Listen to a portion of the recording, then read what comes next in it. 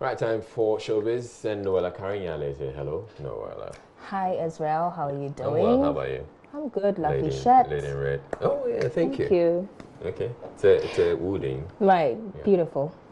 So yesterday, the Creative Arts and Tourism Ministry held, a creative art industry forum for, industry persons. And it was basically to listen to their grievances, the challenges they face in their line of work, and look at the way forward, all aimed at pushing a positive industry agenda.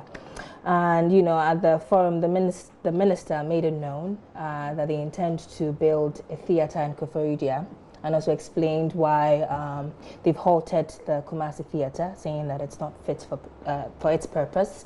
And also talked about, an insurance scheme they intend to put in place for industry persons. Okay. So after the whole forum, some of the industry persons shared how they felt or made of the forum to blogger Blagoji.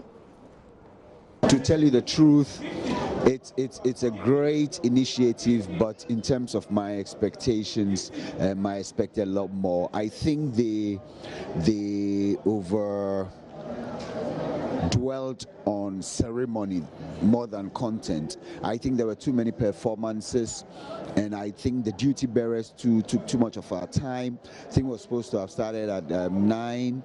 I think they should have adjusted the program to get to the meat. So you realize that now that is the Q&A, the most essential part of the program, that is when people are leaving. It's rather unfortunate, and I'll have a word with Mark and suggest that, look, these things we've been waiting for these things for such a long time, so maybe a little more effort and thought should go into ensuring that it achieves the objectives for which they organize this event. I think it's a waste of my time. Yes, because I was looking forward to hear what the ministry has done, especially the new minister in power, the creative art minister. I was hoping to hear something like, we've done this. You see, most of my colleagues were not here because most often when they invite us for stuff like this is what happens. I took it upon myself to come here to engage them, but I wasn't given that opportunity. Rather, they had time to speak English and just waste time, talk about long speeches. I wanted to find out what exactly they've done, not what we are. It's 3 years now, getting to 4 years. They kept saying, this is what we are doing. There was nothing like, this is what we've done. So I wanted to find out. The money that was allocated for the creative art, for the building of the film village in 2019 budget, what is going to happen to that money? Because tomorrow is November. They should separate the creative arts and culture ministry from tourism. My expectation is, even if they can't do it now, they should give a specific minister, a deputy minister, who deals with the creative arts. My expectation is they should walk the talk. Now we are talking about Creative Arts Fund.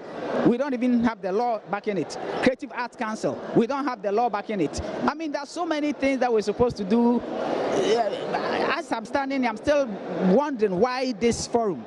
Because the forum that I think was supposed to have met with technocrats and stuff like that to discuss the practical solutions, it has become a musical concert. So basically, they're not too happy.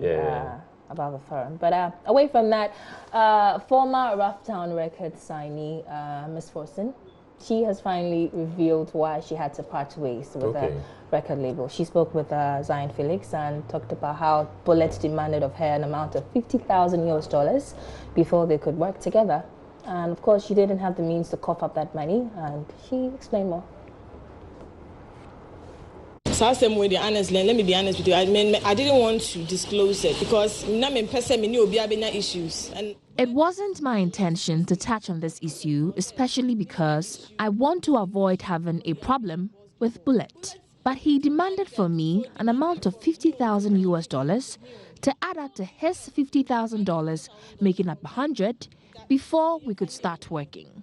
For $50,000, I'm assuming for $50,000, then $100,000, but I actually wanted him to come on board with that $50,000. Who say scanning the good table so that we can work. But it didn't happen like that. So what if me decide $50,000 never?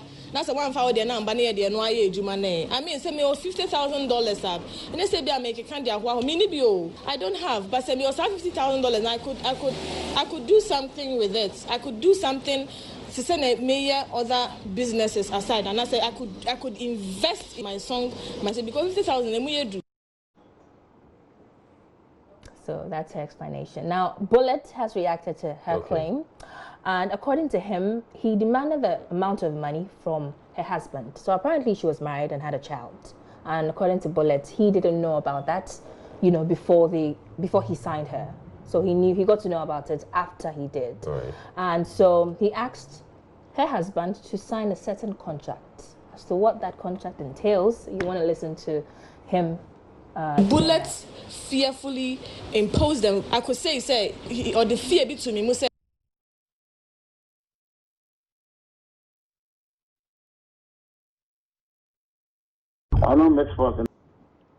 And of course, Ms. Forson did not agree with that, so she had to also make her rebuttal. And according to her, Bullet is actually the reason why she had to divorce her husband after 4 months of marriage.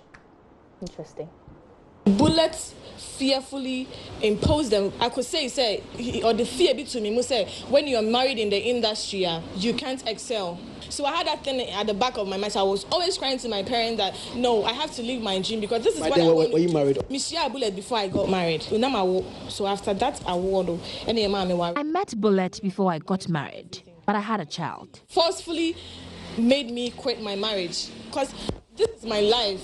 Now I can say, okay, music doesn't work with married. I mean, Becca is married, Simi is married. So at that particular point in time, you know, the marriage lasted for like 4 months and I divorced. So I had to speak to my husband and say, oh, Charlie, this level, you know, this is what I want. Into the anyway, later, I said, then we come back together. So the marriage lasted for 4 months because of the pressure and the, you know, that kind of thing, you know, I had to. So after we break up, you know, and I bullet baby Monday for $50,000 for my husband, no? But how can he invest into something on him say the marriage wasn't working for me, you know? So how can he invest into something that isn't working? Okay, I mean sometimes these stories are just some way. Yeah, I agree. I mean, I don't know much about marriage, but 4 months. Okay. That'll be all for sure. All right, thank you very much, Noella. That'll be it.